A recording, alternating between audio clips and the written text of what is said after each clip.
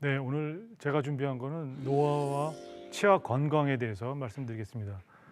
모든 분들 젊어지시는 거 좋아하시죠? 네, 제가 오늘 준비한 것 중에 10년 젊게 보이는 치아 예방과 관리에 대해서 말씀드리겠습니다.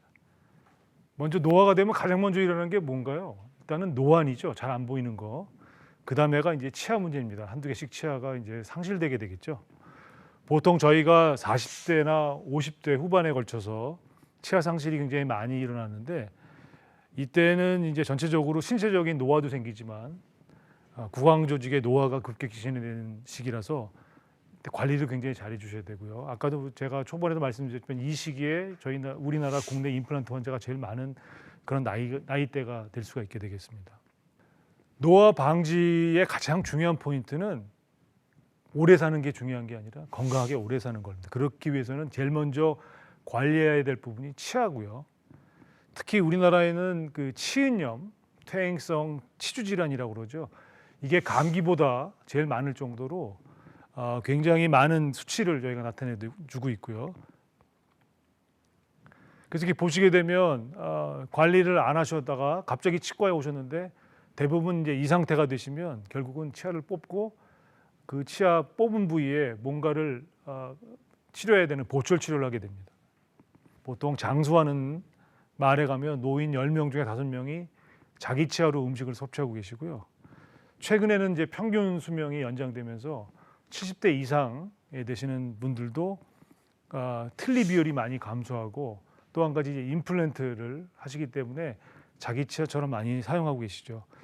치아 건강을 유지하는 것은 바로 뇌신경을 촉진시키고, 또 한 가지는 뇌신경을 촉진시키다 보면 결과적으로는 고른 영양 섭취를 할 수 있기 때문에 건강하게 오래 살 수 있는 그런 기초가 됩니다.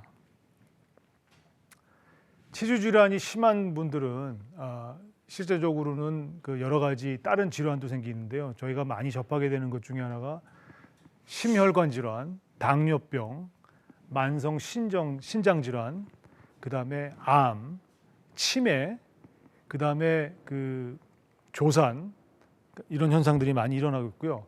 또 반대로 이런 현상들을 갖고 계신 분들이 대부분 치주 질환이 안 좋다고 볼 수 있겠고요.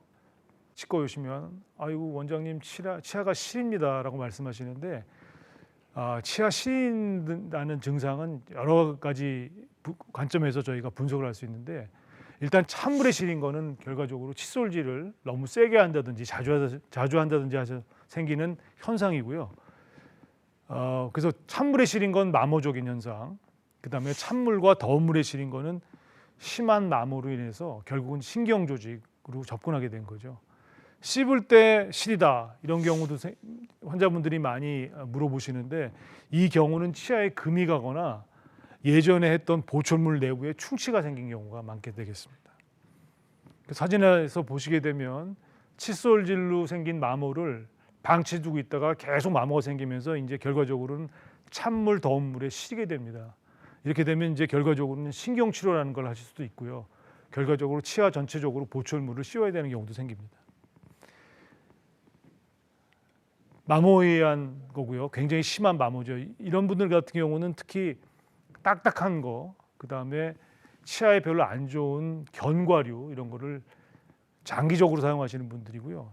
또 한 가지는 주무실 때 이갈이 하는 분들도 이런 현상이 많이 일어납니다. 틀니가 불편합니다.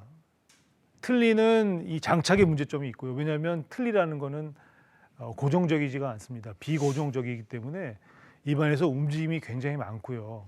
이물감 같은 거를 많이 느끼기 때문에 적어도 1년에 한 번 정도는 치과에 내원해서 검진을 받으셔야 되겠고, 또 한 가지는 틀니를 걸고 있는 보철물도 한번 확인해 주셔야 됩니다. 또 한 가지 잘 씹히지 않습니다라고 말씀하시는 분들이 계신데, 이 틀니의 치아가 쉽게 마모될 수가 있거든요. 그래서 초기에는 잘 씹혔는데 이게 마모가 돼갖고 안 씹히는 경우도 있거든요. 그 다음에 청소하는 문제도 저희가 환자분들한테 많이 말씀드리는 것 중에 하나인데, 보통 틀니 청소를 칫솔질로 하게 되면 그 틀니 자체에 스크래치가 나기 때문에 그 안에 박테리아가 굉장히 많이 증가할 수가 있습니다. 그래서 칫솔질로 청소하는 것보다는 청결제로 청소하는 게 좋겠고요. 입에서 냄새가 납니다. 대부분 이런 증상을 호소하시는 분들은 대부분 이제 잇몸 질환 중에 치석이 많이 존재한다는 건데요. 치석뿐만 아니라 오래된 보철물 사이에서도 잇몸 질환이 날 수가 있고요. 또 한 가지는 이제 칫솔질, 본인은 칫솔질을 잘한다고 생각하는데 칫솔질이 잘 안 돼서 플라그나 치석이 굉장히 많이 존재하는 경우도 많이 볼 수가 있겠고요. 특히 칫솔질뿐만 아니라 이런 경우에는 치간 칫솔 같은 거를 사용해 주시면 입에서 냄새나는 이 구취를 많이 방지할 수가 있게 되겠습니다. 종종 저희가 이제 식당 가면은 이쑤시개 주세요 이런 얘기를 많이 듣는데 사실 이쑤시개는 저희 치과 잇몸 질환에는 굉장히 안 좋은 거죠. 너무 심하게 하실 경우에는 이제 피를 나게 해서 결과적으로 잇몸 조직에 모세혈관을 갖다가 열게 돼서 거기에 심한 박테리아가 들어갈 수도 있습니다. 올바른 칫솔법, 상하 좌우로 닦아주시면 되겠고요. 치간 칫솔, 치실 사용해 주셔갖고 특히 보철물이 많이 되어 있으시거나 본인 스스로가 음식물 드실 때 많이 낀다고 하시는 분들은 대부분 칫솔 외에 부가적으로 치간 칫솔이나 치실을 사용해 주셔야 되겠고요. 그다음에 요즘에 나오는 많은 전동 칫솔들 굉장히 좋습니다. 전동 칫솔로 관리해 주시는 것도 한 가지 방법일 수가 있게 되겠습니다. 칫솔 모는 가능하면 부드러운 걸 사용해 주시는 게 좋겠고요. 보통 분들이 부드러운 거 썼더니 개운하지가 않다고 그러시는데 오히려 칫솔모가 센 거를 사용하시면 아까 말씀드린 마모가 많이 생기기 때문에 치아가 많이 시린 현상이 날 수가 있습니다. 보통 하루에 2번 정도 취침 전에는 항상 양치를 해주시는 게 좋게 되겠고요. 그다음에 치간 칫솔, 제가 가장 강조하는 게 치간 칫솔입니다. 치간 칫솔에 치아와 치아 사이에 조그만 잇몸이죠. 거기에는 거의 1억 6천 개의 박테리아가 존재합니다. 이 박테리아들을 관리를 안 하시면 결과적으로 박테리아들이 분식을 해갖고 칫솔질하다가 피가 나잖아요. 이 피가 나는 이 독성의 박테리아들이 결과적으로는 심혈관 아니야 혈관을 타고 들어가서 결과적으로 저희가 말씀드린 심장병, 그다음에 여러 가지 신체에 관계되는 다른 질병을 갖다가 야기시키게 됩니다.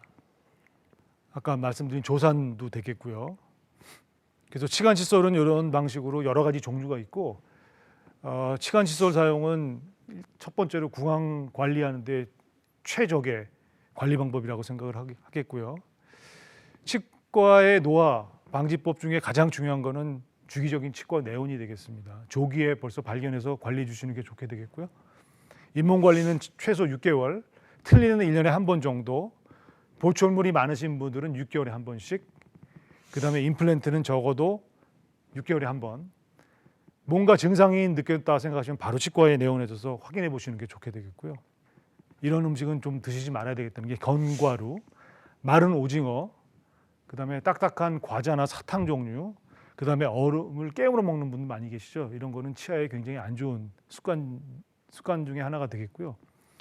너무 부드러운 음식이나 끈적끈적거리는 음식, 탄산 음료, 단 음식 이런 거는 가능하면 삼가해 주시는 게 좋게 됐고 본인이 충치가 잘 생기다고 생각하시면 이런 음식들은 피해 주시는 게 좋게 되겠습니다.